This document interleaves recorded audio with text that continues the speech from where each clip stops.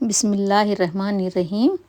ناظرین، آج ہم ایک نہایت بابرکت اور روحانی رات کے بارے میں بات کرنے جا رہے ہیں، جسے شب برات کہتے ہیں۔ یہ رات اللہ تعالیٰ کی بے پناہ رحمت، مغفرت اور بخشش کی رات ہے۔ اس ویڈیو میں ہم شب برات کی فضیلت، اہمیت اور اس رات کی مسنون و مستحب عبادات کو تفصیل سے بات کریں گے۔ آخر تک ویڈیو ضرور دیکھیں تاکہ ہم سب اس عظیم رات سے بھرپور فائدہ اٹھا سکیں۔ اسلامی سال کے بابرکت مہینوں میں شعبان المعظم کو خاص مقام حاصل ہے اور اس کی 15ویں رات کو شب برات کہا جاتا ہے۔ لفظ برات کے معنی ہیں نجات، رہائی اور خلاصی۔ اس رات کو اللہ تعالیٰ اپنے بندوں پر خصوصی رحمت و مغفرت فرماتا ہے اور بے شمار گناہ گاروں کو جہنم سے نجات عطا فرماتا ہے۔ شب برات کی فضیلت احادیث نبوی صلی اللہ علیہ وسلم سے ثابت ہے۔ نبی کریم صلی اللہ علیہ وسلم نے ارشاد فرمایا کہ جب شعبان کی 15ویں رات آتی ہے تو اللہ تعالیٰ آسمان دنیا پر نزول رحمت فرماتا ہے اور اعلان کرتا ہے کوئی مغفرت طلب کرنے والا کہ میں اسے بخش دوں، ہے کوئی رزق مانگنے والا کہ میں اسے عطا کر دوں، ہے کوئی رحمت مانگنے والا تو میں اسے خلاصی عطا فرماؤں۔ یہ اعلان فجر تک جاری رہتا ہے۔ اس سے اندازہ ہوتا ہے کہ یہ رات اللہ تعالیٰ کے قرب اور رحمت کو پانے کا سنہری موقع ہے۔ اس رات کی ایک اور بڑی فضیلت یہ ہے کہ آنے والے سال کے معاملات جیسے زندگی، موت، رزق اور دیگر امور اللہ تعالیٰ کے حکم سے فرشتوں کے سپرد کیے جاتے ہیں۔ اسی لیے اسے تقدیر بدلنے کی رات بھی کہا جاتا ہے۔ یہ وہ لمحہ ہے جب بندہ اپنے رب کے سامنے جھک کر اپنی زندگی کو درست سمت میں ڈال سکتا ہے۔ علماء امت کے مطابق اس رات آئندہ سال کے اہم فیصلے لکھے جاتے ہیں۔ کس کو کتنا رزق دینا ہے، یعنی کس کو کتنا رزق ملے گا، کس کی موت یا پیدائش کب ہوگی، کون عزت پائے گا اور کون آزمائش میں ہوگا، یہ فیصلے لوح محفوظ سے فرشتوں کے سپرد کیے جاتے ہیں۔ روایت کے مطابق اس رات بندوں کے سال بھر کے اعمال اللہ تعالیٰ کے حضور پیش کیے جاتے ہیں۔ اسی لیے نبی کریم صلی اللہ علیہ وسلم شعبان کے مہینے میں کثرت سے روزے رکھتے تھے، کثرت سے عبادت کرنے کی سب کو ترغیب دیتے تھے اور آپ بھی کثرت سے عبادت میں مشغول ہو جاتے تھے۔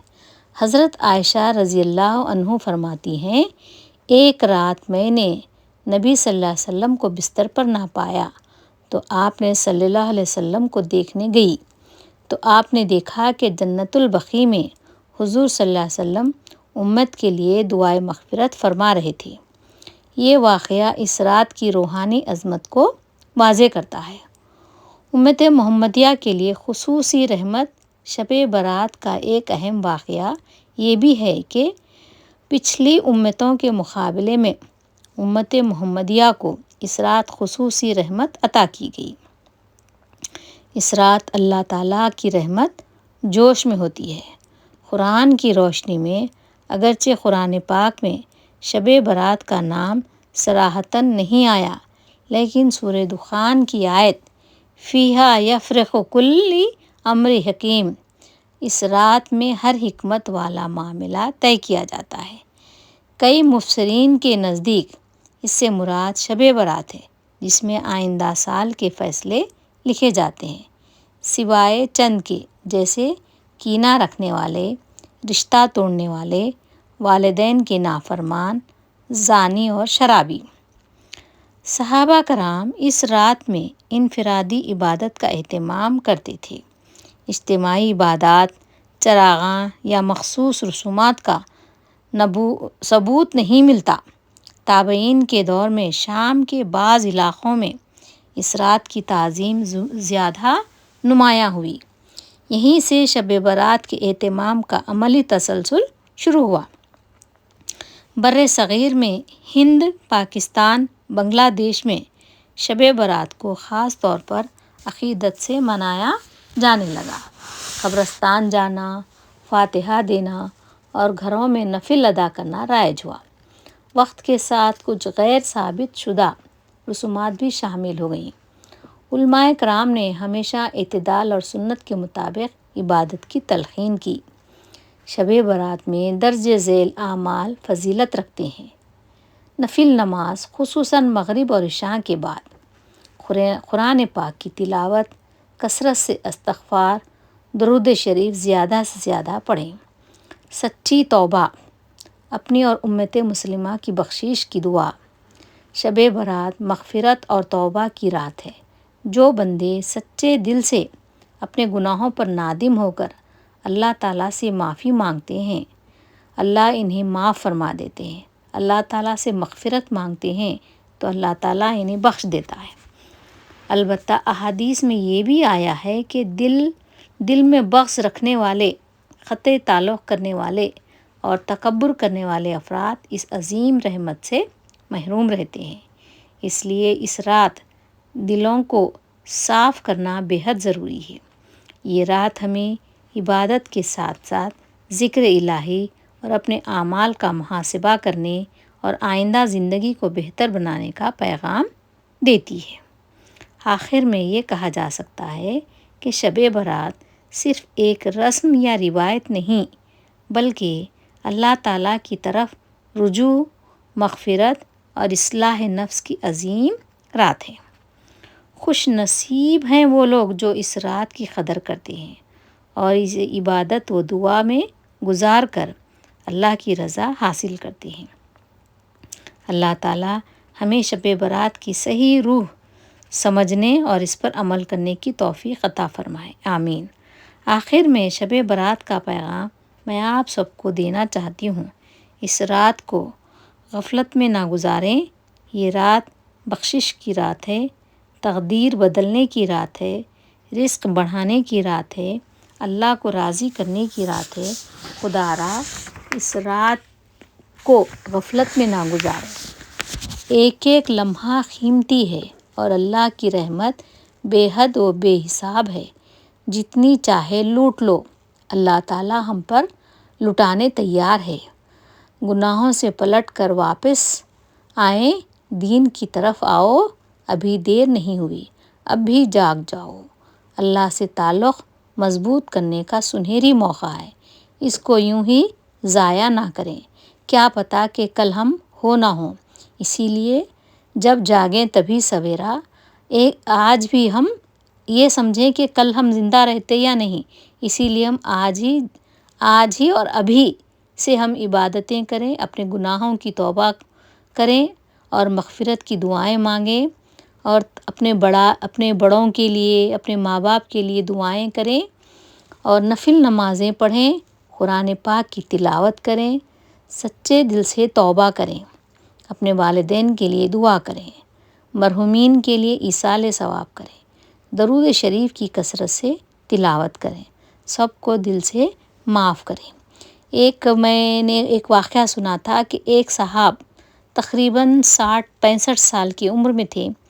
وہ بس دعائیں تو کرتے رہتے تھے، تلاوت کرتے، لیکن وہ سچے دل سے شاید ہی توبہ نہیں کیے۔ اللہ تعالیٰ کو ان کی توبہ پسند نہیں آئی، اللہ تعالیٰ انہیں قبول نہیں فرمایا شاید۔ جب ایک بار نماز میں مشغول تھے اور وہ بالکل اپنے تن دہی سے اپنا من پورا، دل دماغ پورا اللہ تعالیٰ کی طرف سچے دل سے متوجہ ہو کے اپنے گناہوں کی توبہ کیے، اپنے گناہوں کی غلطیوں پہ معافی مانگے، تب اللہ تعالیٰ انہیں ایک لمحے کے اندر ان کی دعا کو قبول فرمایا۔ اور اللہ تعالیٰ چاہتا تھا کہ پھر کہیں دیر نہ ہو جائے، بندہ پھر پلٹ نہ جائے، اور اسی لمحے اس صاحب کی روح قبض ہو گئی۔ تو اللہ تعالیٰ انہیں ان کی عبادت کو قبول فرما لیا۔ بس یعنی کہ میرا کہنے کا مطلب یہ ہے کہ ہم سچے دل سے اگر ایک لمحے کے لیے بھی ہم دعا کریں تو اللہ تعالیٰ ہم کو معاف کرنے والا ہے۔ بہت ہی رحم دل ہوتا ہے اللہ تعالیٰ، 70 ماؤں کی ممتا رکھتا ہے۔ چلیں ہم بھی اب کچھ دعا کر لیں اور اپنے گناہوں کی توبہ کریں، معافی مانگیں۔ اے اللہ، اگر ہمارا نام گناہ گاروں میں لکھا ہے تو اسے مٹا دے، آمین۔ اور اگر نیکیوں میں نہیں لکھا تو وہاں ہمارا نام نیک لوگوں میں، نیک بندوں میں شامل فرما دے۔ اے اللہ، ہمیں اس رات محروموں میں شامل نہ کرنا، بلکہ اللہ تعالیٰ سے ہمیں راضی کر کے ہم کو نیک بندوں میں ہمارا نام شامل فرمانا۔ شاید یہ ہماری زندگی کی آخری شب برات بھی ہو سکتی ہے، شاید یہ اگلے سال ہم اس دنیا میں رہیں یا نہ رہیں، پتہ نہیں۔ تو اسی لیے اللہ تعالیٰ ہماری مغفرت فرمائے، ہمارے خاندان کے جتنے بھی افراد ہیں، امت محمدی ہیں ساری دنیا کے، اور جب سے حضور صلی اللہ علیہ وسلم کے دور سے جتنے بھی امتی گزرے ہیں مرحومین، اور تا قیامت تک جتنے امتی رہیں گے، اللہ تعالیٰ ان سب کی بخشش فرما، ان کے گناہوں کو معاف فرما۔ تمام امت محمدیہ کو حج بیت اللہ کی سعادت نصیب فرما۔